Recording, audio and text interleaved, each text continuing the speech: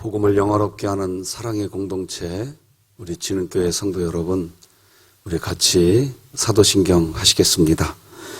전능하사 천지를 만드신 하나님 아버지를 내가 믿사오며 그 외아들 우리 주 예수 그리스도를 믿사오니 이는 성령으로 잉태하사 동정녀 마리아에게 나시고 본디오 빌라도에게 고난을 받으사 십자가에 못 박혀 죽으시고 장사한 지 사흘 만에 죽은 자 가운데서 다시 살아나시며 하늘에 오르사 전능하신 하나님 우편에 앉아 계시다가 저리로서 산 자와 죽은 자를 심판하러 오시리라. 성령을 믿사오며 거룩한 공회와 성도가 서로 교통하는 것과 죄를 사하여 주시는 것과 몸이 다시 사는 것과 영원히 사는 것을 믿사옵나이다. 아멘. 우리 찬송가 320장 하나님께 찬양드리겠습니다. 찬송가 320장 나의 죄를 정케 하사.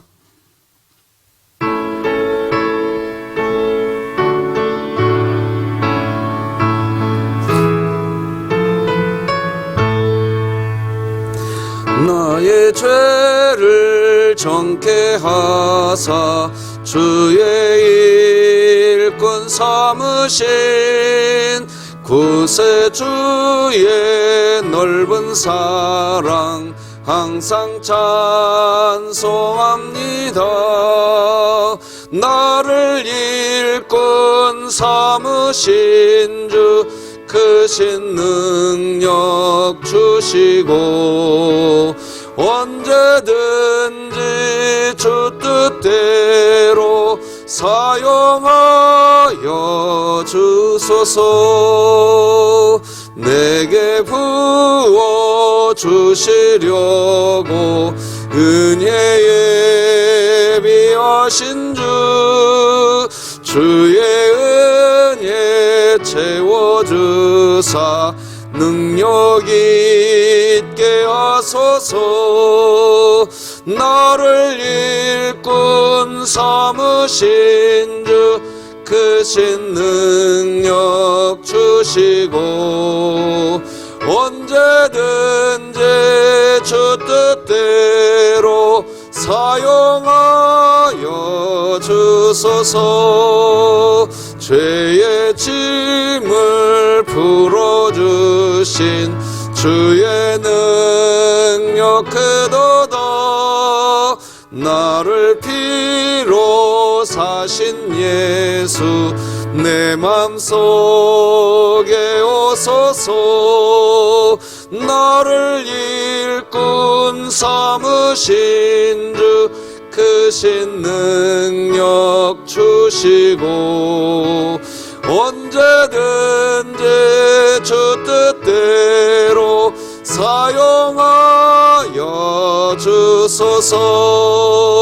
주여 내게 성령으로 충만하게 채우사 생명수가 강물처럼 흐르게 하옵소서. 나를 일꾼 삼으신 주 크신 능력 주시고 언제든지 주 뜻대로 사용하여 주소서. 아멘. 오늘 함께 나눌 하나님의 말씀은 구약성경 시편 32편 1절에서 마지막 11절까지 한 절씩 교독하시겠습니다. 시편 32편 1절에서 마지막 절까지 교독하십니다. 시편 32편 1절 먼저 읽습니다. 하나님의 말씀입니다. 허물의 사함을 받고 자신의 죄가 가려진 자는 복이 있도다. 마음에 간사함이 없고 여호와께 정죄를 당하지 아니하는 자는 복이 있도다. 내가 입을 열지 아니할 때에 종일 신음함으로 내 뼈가 쇠하였도다. 주의 손이 주야로 나를 노르시오니 내 진액이 빠져서 여름 가뭄의 마름같이 되었나이다. 내가 이르기를 내 허물을 여호와께 자복하리라 하고 주께 내 죄를 아뢰고 내 죄악을 숨기지 아니하였더니 곧 주께서 내 죄악을 사하셨나이다. 이로 말미암아 모든 경건한 자는 주를 만날 기회를 얻어서 주께 기도할지라. 진실로 홍수가 범람할지라도 그에게 미치지 못하리이다. 주는 나의 은신처이오니 혼란에서 나를 보호하시고 구원의 노래로 나를 두루시리이다. 내가 네 갈 길을 가르쳐 보이고 너를 주목하여 훈계하리로다. 너희는 무지한 말이나 노새같이 되지 말지어다. 그것들은 제갈과 굴레로 단속하지 아니하면 너희에게 가까이 가지 아니하리로다.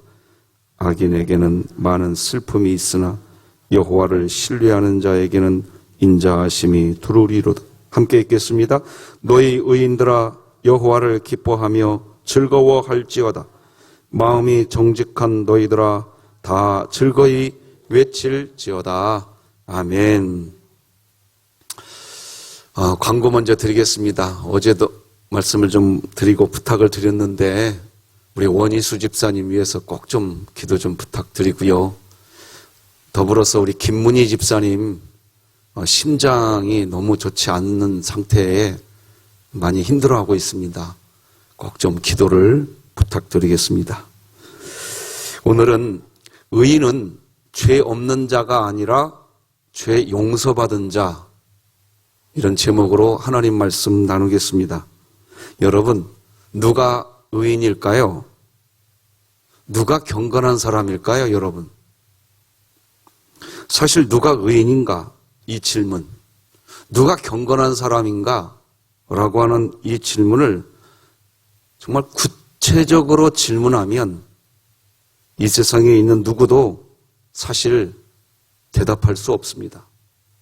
왜냐하면 이 세상의 사람들은 다 죄인이기 때문입니다. 다 죄인인데 누가 의인인지, 누가 경건한 사람인지 그 정의를 내릴 수가 없는 것입니다. 어떤 분은 이렇게 대답할 수 있습니다. 예수님을 믿는 사람들은 의인이요 경건한 사람입니다 라고 말할 수 있을지도 모르겠습니다. 맞는 말입니다. 예수님을 믿는 사람은 존재 자체가 예수 그리스도로 옷 입음으로 의인이요 경건한 사람 맞습니다. 그런데 바로 이 지점에서 이제 기독교 믿음과 구원파 믿음이 구분될 줄 아셔야 됩니다. 존재 자체로 우리는 의인이요 경건한 자 맞습니다. 자, 그런데 구원파 믿음은 거기에서 멈춥니다. 그래서 구원파는 우리와 다른 이단입니다. 그럼 기독교 믿음은 뭐냐는 거예요. 이거 분명히 우리가 구분할 줄 알아야 됩니다. 구원파 믿음은 예수 그리스도로 옷 입었으니 이제 경건하다. 여기에서 멈추지만, 그렇지만 기독교 경건, 기독교 믿음은 질문을 합니다. 그러면 여러분은 예수님 믿으니까 경건한가요? 기독교 믿음은 그 질문을 한다는 겁니다.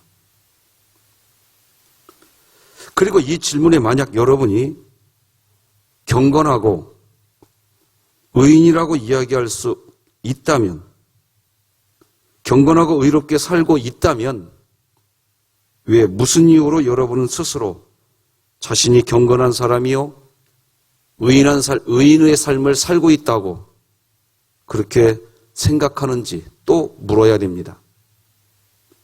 이 질문에도 대답을 할 수 있어야 합니다. 왜냐하면 우리가 경건한 사람으로 살고 있다고 해도 여전히 우리는 죄를 짓고 있지 않습니까? 자, 그렇다면 기독교에서 말하는 경건한 사람은 도대체 누구냐는 겁니다. 오늘 본문이 그걸 알려줍니다. 다윗은 오늘 본문에서 경건한 자, 의인의 특징을 정확하게 보여줍니다. 의인은 죄가 마음에 있을 때 가만히 있지 못하는 사람, 그 사람이 기독교가 말하는 경건한 사람이고 의인이라고 이야기합니다. 마음에 죄가 있는데도 태연하게 살아가는 사람이라면 그 사람은 구원파입니다. 기독교 경건은 그렇게 안 됩니다. 절대 거기서 멈춰지지 않습니다. 예수 그리스도의 옷을 입어서 존재 자체가 의인이요 경건한 자가 된 것은 똑같습니다. 즉 거룩한 씨가 여러분과 제 안에, 우리 안에 들어와서 우리는 분명히 의롭게 되었고 경건한 자 된 것 맞습니다. 그런데 하나님이 질문한다니까요. 내가 거룩한 것처럼 너 거룩하냐? 자, 근데 이 질문에 있어서 누구도 거룩하게 100% 살아갈 사람이 하나님을 믿어도 없는 것입니다. 없어요. 그래서 기독교의 경건은 무엇으로 특징 짓느냐? 마음에 죄가 있을 때 가만히 있을 수가 없어요. 영혼의 갈증이, 아픔이 이 죄로 인해서 가만히 있을 수가 없는 사람. 그 사람을 기독교가 말하는 경건한 사람이라고 이야기하는 겁니다. 오늘 이 새벽 예배에 기억하셔야 됩니다. 자, 오늘 본문 3절 다 같이 읽겠습니다. 시작. 내가 입을 열지 아니할 때에 종일 신음함으로 내 뼈가 쇠하였도다. 무슨 죄인지는 몰라도 지금 다윗은 죄를 범하고 있는 상태입니다. 다윗이 무슨 죄를 범하였는지는 모르겠습니다. 하지만 자신이 지금 죄를 범하고 난 후 입을 열지 아니할 때, 그러니까 자신의 죄가 마음 안에 있을 때 견딜 수가 없는 거예요. 태연하게 살아갈 수가 없더라는 겁니다. 너무나도 힘든 것이 죄를 범하고 난 후 어떤 사람은 외형적으로 정말 태연할 뿐 아니라 마음 안에 어떤 요동치는 그런 일이 없습니다. 마음도 태연하고 편하게 살아갑니다. 그런데 어떤 사람은 그게 안 됩니다. 다윗은 자신이 죄를 범하고 그 죄에 대한 회개의 기도를 통해 회개의 입을 열지 않으면 그 죄의 무게 때문에 자신의 뼈가 녹아져 버리는 것 같은 고통을 느끼게 된다고 이야기합니다. 심지어 회개의 기도 없이 살면 하나님의 손이 막 내 가슴을 눌러버리는 그런 것 같아서 자신의 몸의 진액이 막 가끔 가다 보면 제 아내가 저보고 시금치를 삶아 놓고요, 꽉 좀 짜달라고 부탁합니다. 제 힘이 좀 더 좋거든요. 꽉 쥐어짭니다. 다윗은 하나님이 마치 그렇게 하는 것처럼 그 느낌을. 4절 같이 읽어보십시다. 시작. 주의 손이 주야로 나를 노르시오니 내 진액이 빠져서 여름 가뭄의 마름같이 되었나이다. 이런 상태가 우리 마음에 있을 때 기독교가 말하는 진짜 그 사람은 존재 자체가 그리스도로 옷 입었고 그런 상태를 견딜 수 없는 마음, 이게 기독교가 말하는 경건한 자입니다. 자, 그러면 다윗이 이렇게까지 영적 고통을 느끼게 된 줄은 무엇일까요? 대부분의 성경학자들은 일단 다윗이 우리아의 아내 밧세바를 범하고 간음의 죄를 짓지요. 그리고 그 남편 우리아 장군을 결국 죽입니다. 살인죄도 짓지요. 그러니까 성적인 죄와 살인죄 모두 지은 때라고 이야기합니다. 그렇게 추측할 뿐입니다. 어쨌든 그렇게 본다고 할 때 정말 다윗은 무시무시한 죄를 범하고 난 후 거의 1년 6개월의 시간이 지금 흘러가고 있는 겁니다. 당시 다윗의 마음은 이런 마음도 있었습니다. 아니, 한 나라의 왕으로서 그 정도의 권력을 행사할 수도 없는 것인가? 왕으로서 이 정도는 괜찮아. 다른 이방 나라의 왕들 보면 얼마나 잔혹한 짓들을 하는데 나는 양반이야. 나는 선한 사람이야. 이런 말을 하면서 자신이 범한 죄를 죄가 아니라고 하면서 자신의 마음을 꾹 누르고 있었습니다. 마음의 양심이 죄를 지었다고 사인을 보내주어도 스스로 아니라고 무시해버립니다. 뭔가 마음이 편하지 않았지만 애써 태어나게 1년 6개월이 지나가고 있었습니다. 그러다가 나단 선지자가 다윗에게 찾아와서 다윗 자신이 무서운 죄를 범한 죄인이라는 것을 다시 한번 콕 찍어줍니다. 바로 그때부터 다윗은 더 이상 자신이 죄를 범한 죄인이라는 것을 더 이상 숨길 수가 없게 되었습니다. 그동안 다윗은 나는 그래도 다른 사람들과 비교하면 나는 양반이야. 나 정도는 선한 사람이야. 하면서 지내왔습니다. 마음을 억지로 꾹 누르면서 그저 태어난 척하면서 1년 6개월을 버텨왔습니다. 그런데 나단 선지자가 다녀간 후로 이때부터 다윗은 가만히 있을 수가 없는 겁니다. 자신이 하나님 앞에 범죄한 죄인이라는 것을 더 이상 숨길 수도 더 이상 억누를 수도 없게 되었습니다. 뼈가 녹는 것 같은 고통이 찾아옵니다. 몸에서 진액이 빠져나가는 듯한 괴로움이 찾아옵니다. 이런 상태가 있느냐는 겁니다. 이런 상태가 있는 그리스도인을 기독교는 경건한 자라고 이야기하는 겁니다. 죄가 없는 삶을 살아서 경건한 자라고 말하는 게 아닙니다.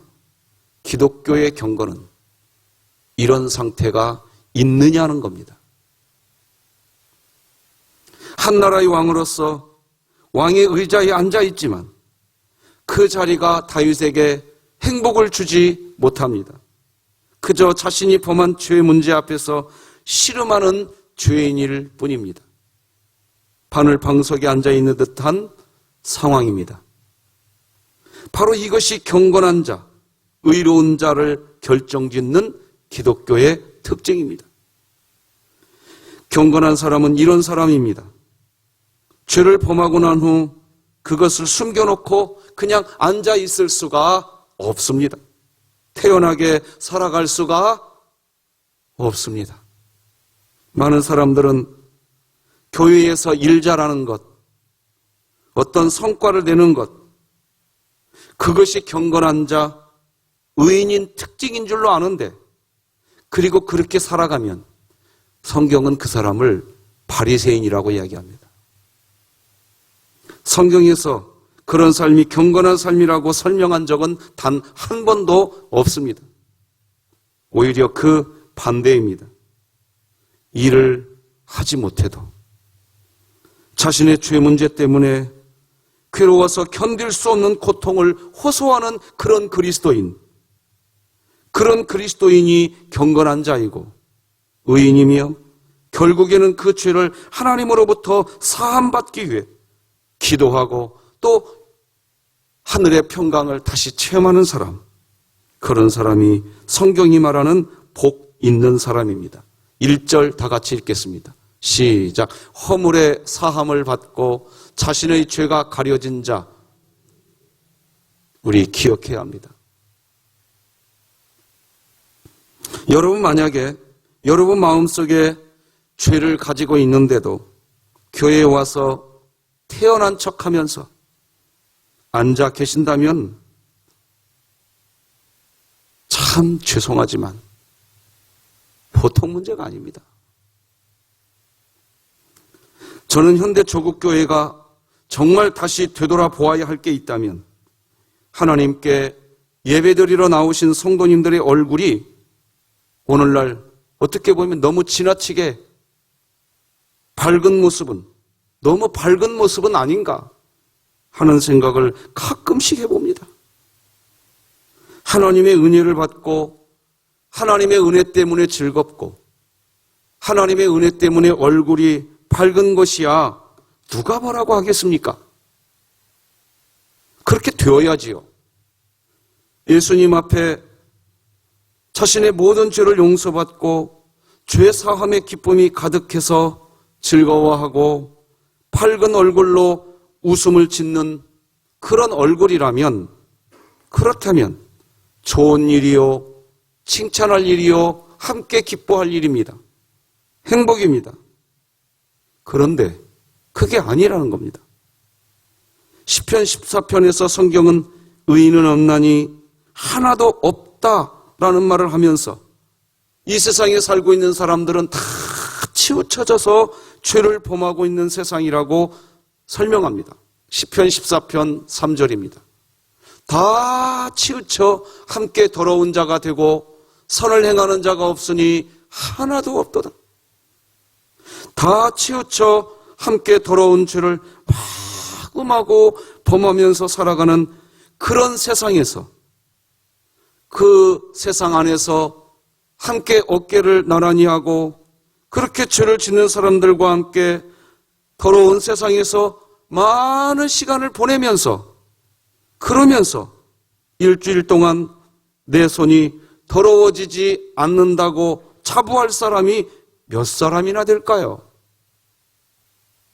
일주일 동안 다 치우쳐 함께 더러운 자가 되어가는 그 세상 속에 살아가시면서 내 마음은 여전히 하얀 백지야. 그 상태를 유지하면서 살아갈 수 있는 사람이 누가 있을까요? 다 어디에선가 다 걸려 죄에 걸리게 됩니다. 그렇다면 예배드리러 나와서 우리의 마음 안에는 신음소리가 있어야 합니다. 우리의 얼굴은 일그러져야 합니다. 고개를 숙이고 하나님 앞에 기도하는 그 자체가 쉽게 풀려지지 않아서 때로는 눈물을 닦아내고 하나님 앞에 자신의 죄 문제로 괴로워하는 모습이 예배를 드리러 나온 성도님들에게 있어야 합니다. 뭔가 하나님을 간절히 찾는 자세가 있어야 합니다. 성경은 그런 모습을 가진 그리스도인을 가리켜서 경건한 사람이라고 하는 겁니다. 오늘 보면 6절도 같이 읽어봅시다. 시작. 이로 말미암아 모든 경건한 자는 주를 만날 기회를 얻어서 주께 기도할지라. 진실로 홍수가 범람할지라도 그에게 미치지 못하리이다. 모든 경건한 자는 주를 만날 기회를 얻어서 주께 기도하라. 이게 뭔 말인가요 도대체?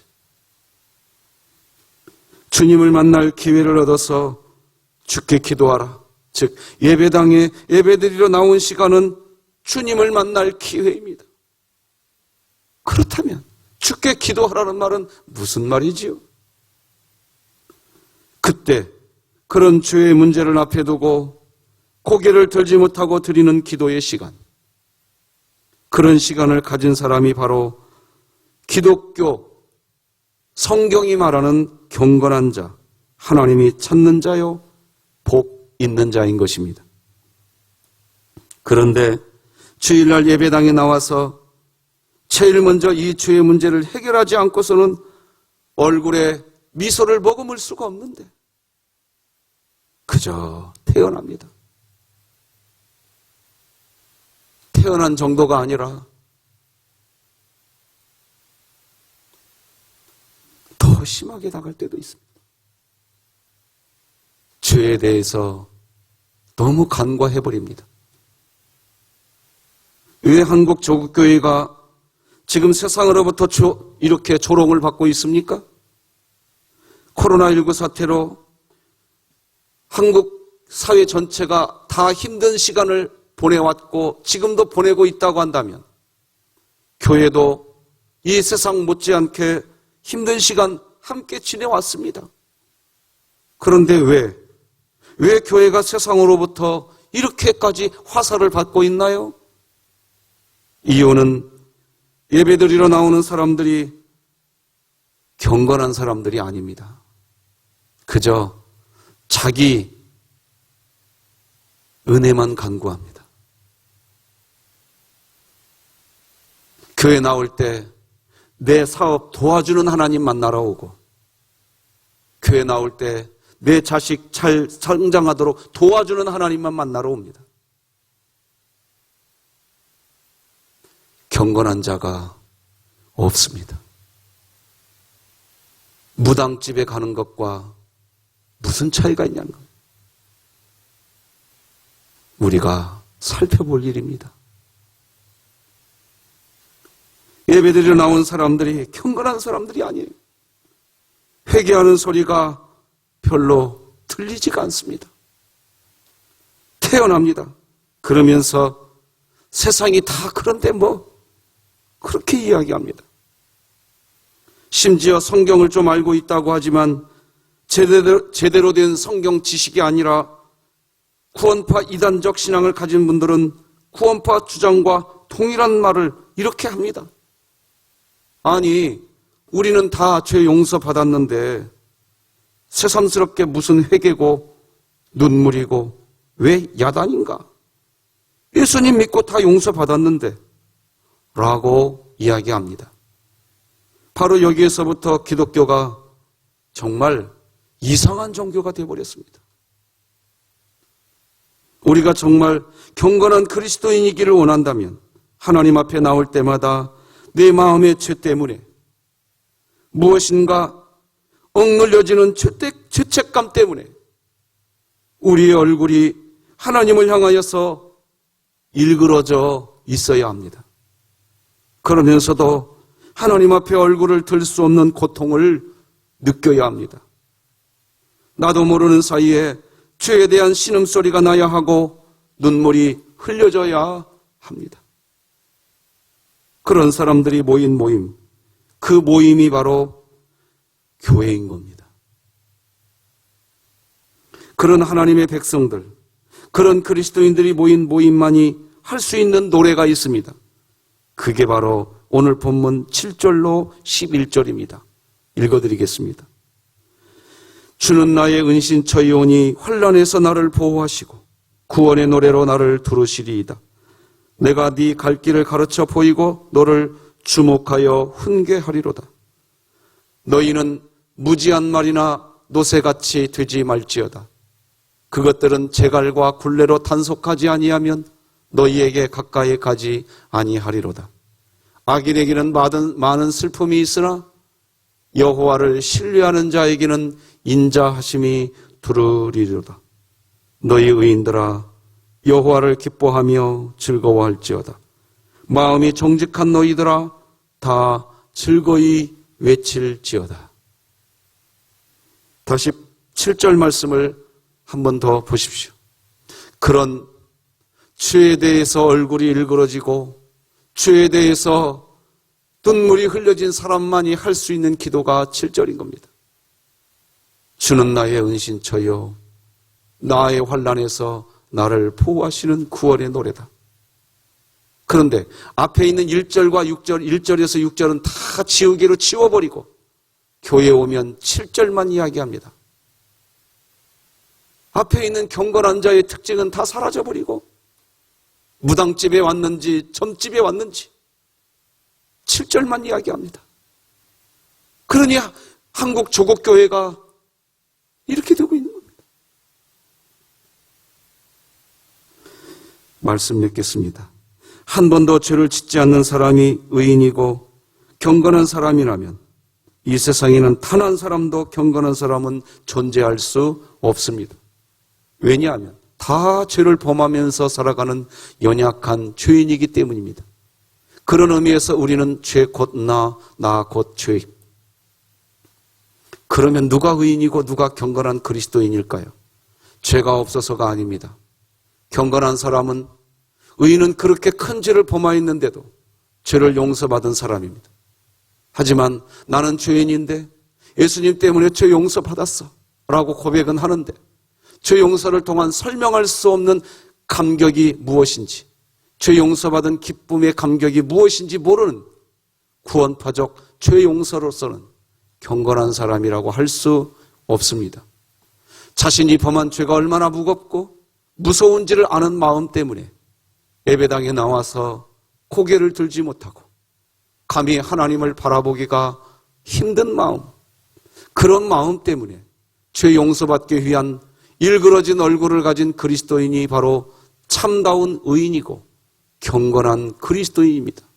다 함께 읽겠습니다. 시작. 의인은 죄 없는 자가 아니라 죄 용서받은 사람입니다. 할렐루야. 우리 진흥교회는 하나님의 말씀이 나를 신방하게 하라 계속 진행하고 있습니다. 오늘도 성경을 필사하십니다. 오늘은 성령자 은퇴 권사님, 조성래 권사님, 백성순 권사님, 이종순 집사님, 전윤아 사모님이십니다. 이분들을 주님의 이름으로 축복합니다. 경건한 자로 승리하고 말씀의 권세가 여러분의 심령과 가정, 여러분들의 자녀 위에 성경을 필사하시는 여러분들의 그 손끝 한 끝 한마다 성령님께서 터치해 주시는 하나님의 복이 임하기를 축복합니다.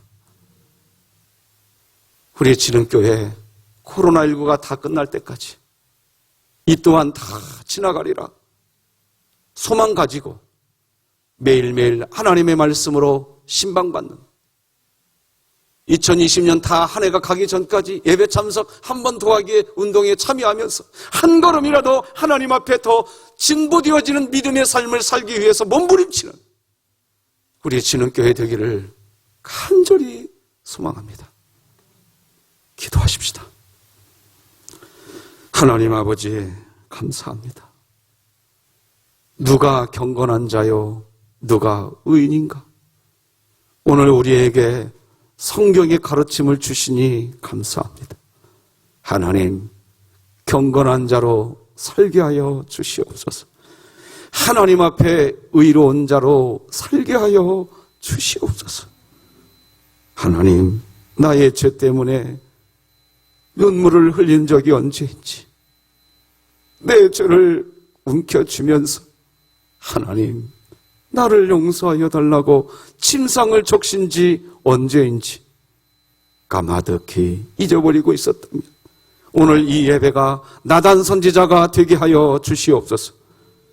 하나님, 오늘도 성경을 필사하시는 우리 성용자 은퇴 권사님, 조성래 권사님, 백성순 권사님, 이종순 집사님, 전윤아 사모님, 하나님 복의 복을 나리워 주시옵소서. 말씀을 필사하시는 그 손끝에서부터 뜨겁게 성령의 강력한 역사가 저들의 심령과 자녀들과 가정 위에 나타나게 하여 주시옵소서. 중학교 3학년 우리 권율, 김다은, 김대호, 김환서, 이예담, 고등학교 3학년 우리 김가영, 김채연, 김하영, 안요나, 임홍주, 송지원, 전동혜 기억하여 주시기를 원합니다. 김문희 집사님을, 우리 원희수 집사님을 치료하여 주시기를 원합니다. 주여, 우리 사랑하는 성도들의 가정을 전능자의 그늘이여 지존자의 거처가 되게 하여 주시옵소서. 예수님의 이름으로 기도드립니다. 아멘. 하늘에 계신 우리 아버지여, 이름이 거룩히 여김을 받으시오며 나라가 임하시오며 뜻이 하늘에서 이루어진 것 같이 땅에서도 이루어지이다. 오늘 우리에게 일용할 양식을 주시옵고 우리가 우리에게 죄 지은 자를 사하여 준 것 같이 우리 죄를 사하여 주시옵고 우리를 시험에 들게 하지 마시옵고 다만 악에서 구하시옵소서. 나라와 권세와 영광이 아버지께 영원히 있사옵나이다. 아멘.